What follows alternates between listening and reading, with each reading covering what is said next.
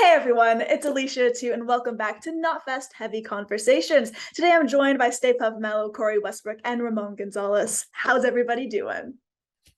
Oh, I'm So splendid. good. So good. Everyone could tell before we got into this our enthusiasm because there's always so much to dive into.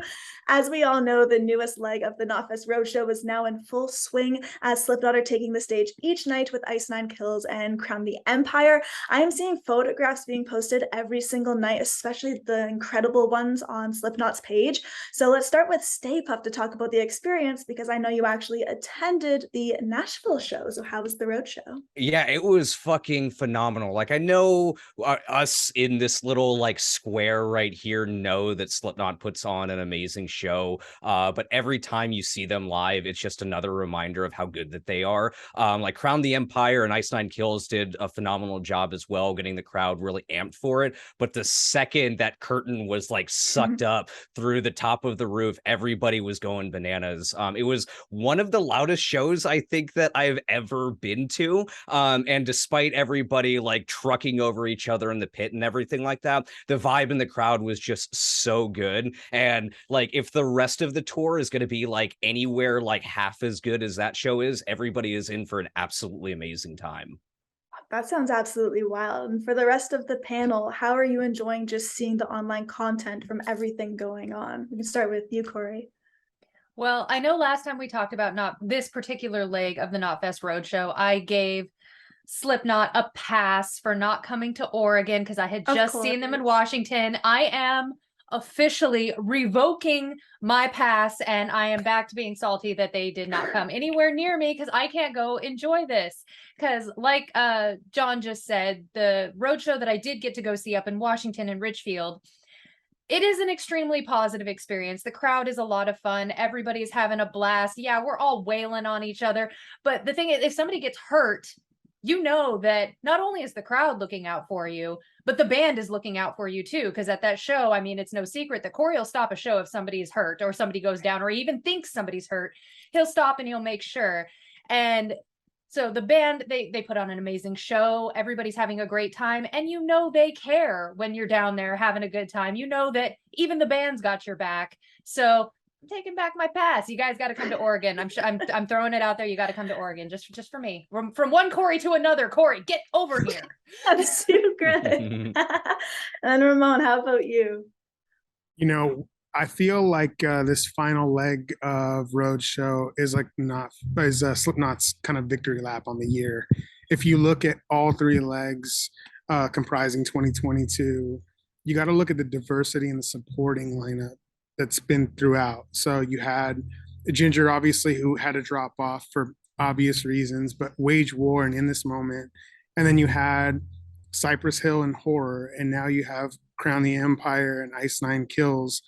I mean, if you were to look at that supporting lineup in terms of like a festival, it really does speak to the kind of reach that Slipknot has. Functioning as kind of the elder statesmen in our space that are still very much relevant, very much contemporaries, putting out brand new music. We have a new album coming at the end of the week. It really does speak to the kind of reach that Slipknot has and how important they are to our culture.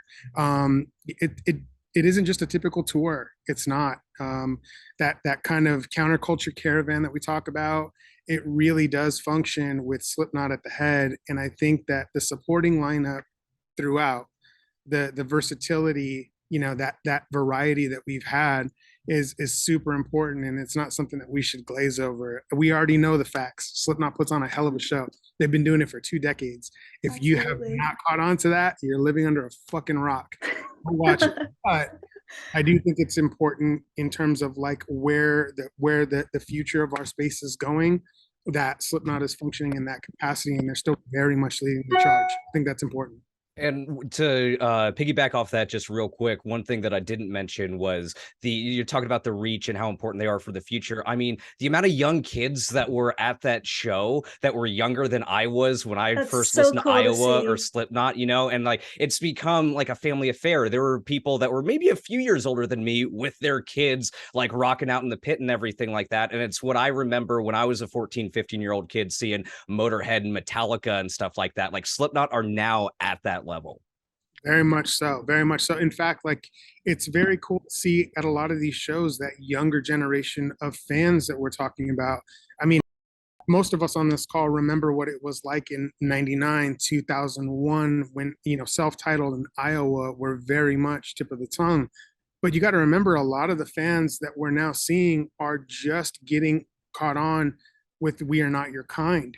And now they're working backwards and really exploring the entire catalog, and their eyes are opening wide to this sort of like cultural phenomenon that's been existing for 2 decades. Like nothing lasts that long, and nothing operates at its prime for 2 decades, and Slipknot is still very much in the thick of it. So it's been very cool to see, but at the same time, I feel like this is very much their victory lap before they head overseas and they start charging internationally. Slipknot is just super important of a band, and to your point, John, they are like our Metallica, our Motorhead, very much legends and still very contemporary. Mm-hmm. I absolutely could not have said that better. So for whether you want to see them for the 50th time, everybody, or simply the first, don't live under that fucking rock, and definitely head on over to knotfest.com to get your tickets to see the Knotfest Roadshow. Now, our next topic is one I got so excited about the moment it hit my inbox. It's literally a tasty one, because we are going to be talking about the relevance of food and drinks making its way into the world of metal. So many bands are collaborating, doing crossovers, whether with breweries or restaurants. And Ramon, you actually recently shared an article up on the website about the crossover while speaking with Chopped Judge and esteemed chef Chris Santos. So I'd love for you to take the lead on this. Yeah, it's a subject that's very near and dear to my heart. I love to eat. And I do, Hell yeah. I mean, I don't We're think all with you. anyone on this Zoom that thinks otherwise. But I think in being able to speak to Chef Chris Santos, who actually is the head of a record label. He started it with Metal Blade. So he's very passionate about our space. Metal music is very much part of his DNA. He makes no bare bones about that. He, in fact, gave us kind of a rundown of some of his favorite albums, and kind of went through the chronology of all of them and how they were applicable to his career, which I thought was super interesting. You can read that up on the site right now. But I think there's a misconception, or at least there has been for a very long time, that metal music has this air of unsophistication, and that for whatever reason, like if you're into heavy music, all you eat is like truck stop food and like bags of Cheetos. Like that, it couldn't be further from the truth. In fact, what Chris was able to tell us is that there's a lot of people that work in top tier kitchens that are very much passionate about aggressive music, outsider art, like the heavy shit. And it makes sense when you consider what a working environment like a kitchen is. If you've ever been anywhere even near it, professional kitchen, it's insane. There's people running around everywhere. The pace is relentless throughout, very much like a metal show. So he was able to kind of point out the parallels in terms of like what his career's been like, what his passions have been like in terms of food and music. And I do think that you're starting to see that now, where a lot of these people are coming to the forefront and they're going, how can we integrate the two? I'm passionate about music, I'm passionate about food. And you're starting to see that. This last weekend at Louder Than Life, which is kind of the precipice of this conversation to begin with, Chris Santos was executing the food portion of the Headbangers Ball within Louder Than Life. So for the fans that were lucky enough to be out there, go to the festival, they were able to also eat some of Chef Santos's food, which like I wanted to get on a fucking plane and just go. Like it was. I can see it in your face even now. I was bummed. I was super bummed. They curated a whiskey tasting, plenty of different craft beers in terms of like some of the best from the region, and then they figured out how to pair it all down with food in a way that was like not pretentious. It's not the pinky in the air. It's not white tablecloths. It isn't any of that. It's just good food made by good people who share the exact same passions. They're from within our community. And I just think it's kind of about time. For the longest time, our misconception was that if you go to a concert, you get a stale pretzel and a watered down beer. And finally, we can eat, like we can eat and drink, and then pick it off in the pit and then come on back and do it all over again. And it's about damn time. No, it's amazing. One of my favorite parts of music festivals now, it's becoming almost 50-50 in terms of seeing all the different food trucks and things that are brought out, along with the amazing tunes that are there. So seeing the integration just in that regard is really cool. But who else here on the panel loves to see it? Just seeing this crossover of brews and good tunes. Cori, I know you were really excited when the subject was brought up. So John knows this about me. I don't know if you two know this about me, but I absolutely love to cook. I love food, and I love like finding new spices, finding new things, going to different like crazy weird off the wall markets just to see what kind of weird produce I can find or whatever. And I think that's kind of to what Ramon was getting at, part of like the personality that created metal in the first place. Metalheads were all about being kind of cutting edge, trying new things, experimenting with new things. And over the past couple of years, we've kind of exploded into this time period of hyper creativity where we're getting all of this music that is kind of boundaryless, and that translates into how we operate in like our kitchens. And especially with me, I have like 80 different spices in my cupboard from all over the world. I have so many spices. I'm pretty sure England is eyeing my house for like invasion at this point. Because like I'd like to experiment in the kitchen and try different things and throw different things together. And I know that's how a lot of people are like, you know what? This instrument sounds cool. How can I make this work with metal? How can I make this genre work with metal? How can I pull this into metal? And it's that same creative, inspired frenzy that has kind of permeated the past couple of years because people had nothing else to do, I think is the catalyst for bringing in the food and bringing in beer and coffee and tea and everything else, because people are wanting to be creative and wanting to share that creativity in other ways. And I love it. I mean, I love to eat, like Ramon said, and I love to cook. So of course, if you had me at food, I am down. Yeah, I No, think that's so it's fun. just another extension of like the creative side of a lot of these bands and artists that we have, right? Because we know many of these musicians have other bands that they have other projects, be it like writers or actors or anything like that. Creating in the kitchen is just another extension of that, whether it's hot sauces, whether it's beers, whether it's anything that you can think of. I mean, Cori mentioned the coffee, the teas, all of that. Just another way to market your band and to have another creative outlet at your disposal. Because I mean, and it makes sense too, like cooking and music pair really well. They're both have a creative brain where you have to put these things together. And what is a song if not a recipe with sound, right? So like putting all of these things together is just another outlet for all of these creative people to do what they do best. And we're the ones that benefit from it because we get to eat and drink all of the good shit. Yes. I love that recipe analogy so much. It couldn't be more true. I think about it all the time, actually. No, it's so well said. It really is. I do I'm want to gonna say one thing. clarify. I think bands, so we've got the coffee, we've got tea, we've got burgers, we've got beers, we've got hot sauces. I want to have some like specialty cheeses made at this point. So I'm just tossing that one out there for all you bands listening out there. You can take We that want idea, cheese. run with it. Just send me some cheese. Gotta clarify. So, Chef Santos, my bad. Blacklight Media is the label. Blacklight Media has put Okay. up fantastic bands. Capra being one of them. All of us here on this Oh, call. awesome. Capra. Mhm. It escaped me while we were talking, but Blacklight Media is the label under the Metal Blade umbrella. So sorry about that. Awesome. No, it's perfect because now we're bringing it all back to music as we're going to talk about our favorite tracks of the week or just simply songs we are really vibing with as of right now. So, John, we can kick it off with you. Hell yeah. Well, the best news of the week is that Spirit World are about to release their sophomore album on November 25th, and they released the title track Death Western with it last week.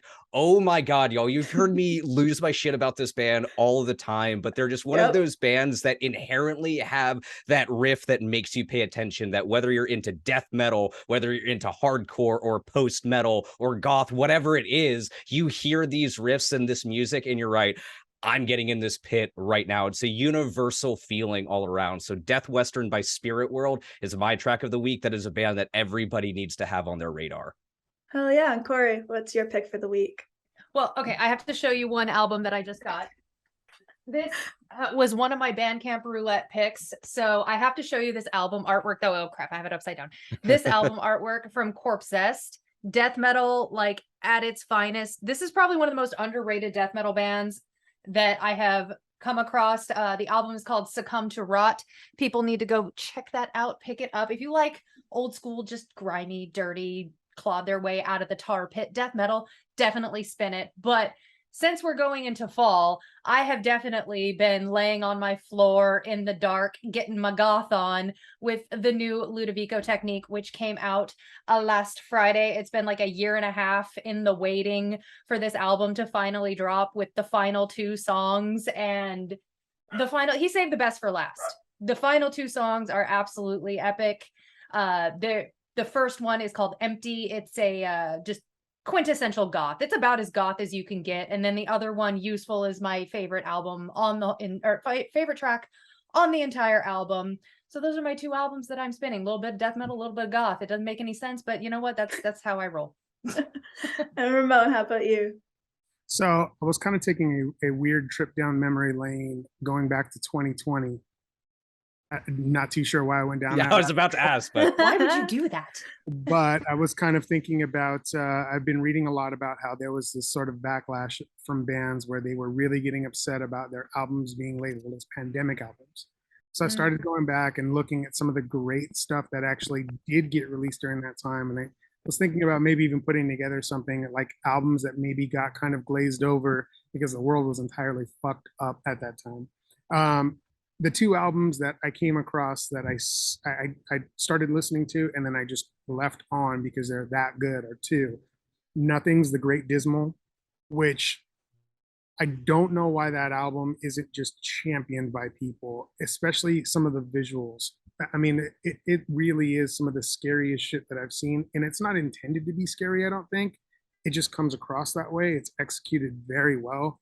Nothing is just such a heavy band, and they're effortlessly heavy. I don't know how to explain how shoegaze music hits you that hard, but it does. And that album is just a perfect example of how things can be both beautiful and bleak. I can't recommend that album enough. And then I'm going to terribly butcher this pronunciation, but Lanthlos' Wild Hund is an incredible album. It's essentially a black metal band that kind of evolved into a little bit more of a prog space, I guess, because it's pretty far from a black metal album. However, that album is so fucking good. I feel like if Deftones, Loathe, in very much in that vein, but it's very precise, it's super powerful, and it's done really well. Those are the 2 older albums from 2020 that I feel like they just kind of got glazed over. If they were to drop right now, they would be top of the charts for a lot of people. But unfortunately, they came out when the world sucked. Right. No, for me, I'm glad you kind of went down that trip down memory lane because mine's also very nostalgic for me. I've been going back to listening to In Love and Death by The Used over and over. It's one of those records I just grew up with. It helped me get through so much bullshit growing up.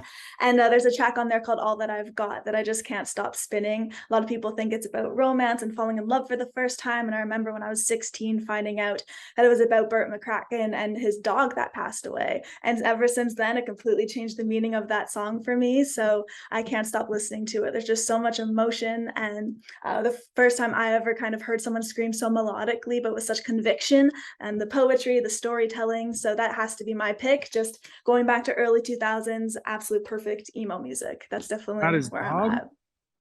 Pardon? It's about his dog?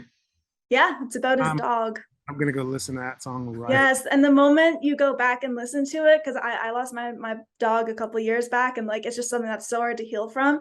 But as soon as I got that in my head and started listening to it, knowing that, I was like, oh my gosh, this has such new meaning. It's just so beautiful. So much better of a love song. Don't you love it when that happens? Like something you've been listening to for years flips on a meaning somehow because of something so or your beautiful, realization. Yeah. You have to listen to that song and then Bloody Kisses back to back, because Bloody Kisses is about Peter Steele's cat passing away. So yes, you got to have the cat passing away the dog, passing away the cat. If you want to just make yourself real sad. There. I Yeah, know, and then just listen to that's Ramon's Pet beautiful. Cemetery while you're at it. Yeah, just like put it all together.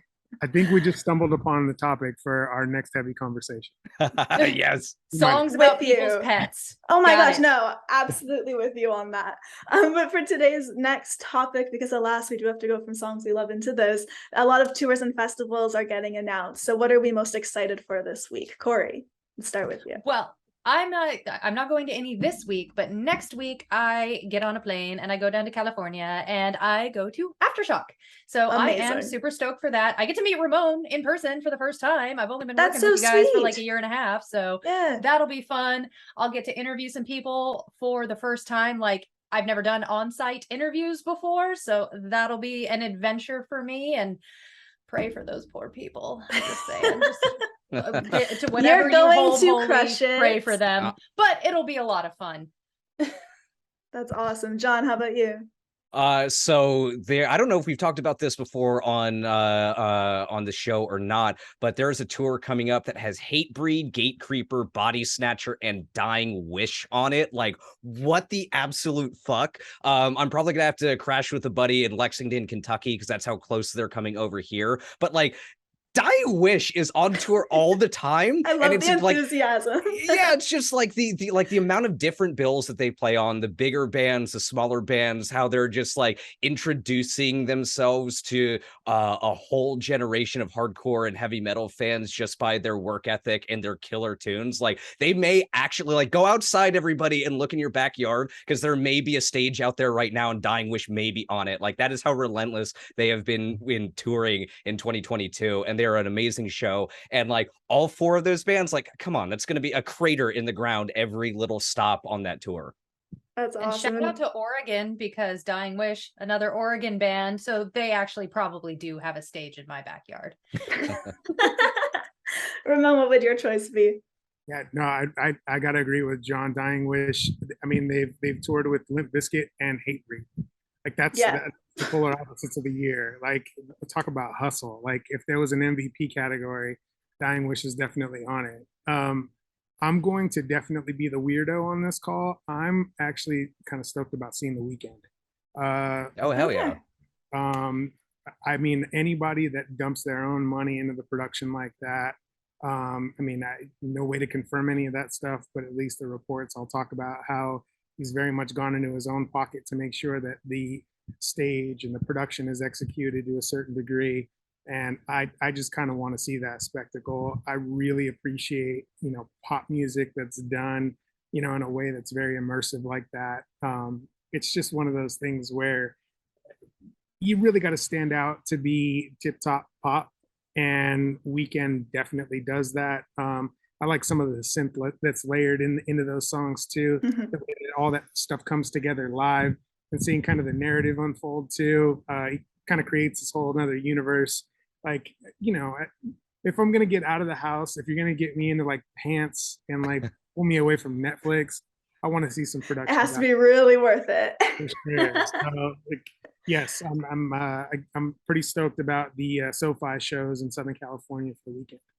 Those are such good picks. For me, Counterparts are soon releasing a brand new record, and they announced that there are even more North American dates going forward with See You Space Cowboy and Dying Wish. I was gonna say, they're everywhere, Alicia. They're consuming everything and everybody. Everywhere. It's kind of amazing. But I'm really excited for that, because the last time I saw Counterparts was at Slam Dunk in England, and they just destroyed it on stage. Not only was it just super, super fun and intense, but Brendan, their lead singer, just roasts everyone. And for me, seeing that in person is always a good time.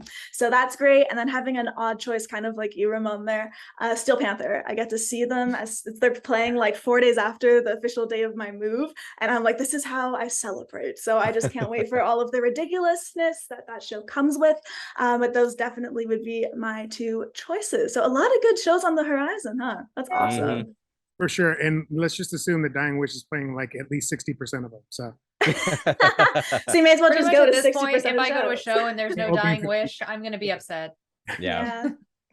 Well, I just want to say thank you so much to everybody who's watching Knotfest Heavy Conversations. And of course, on behalf of our awesome Knotfest team, Staypuft, Mallow, Cori, Westbrook, and Ramon Gonzales, I've been Alicia Atout, and we will see you next week. Bye, everybody.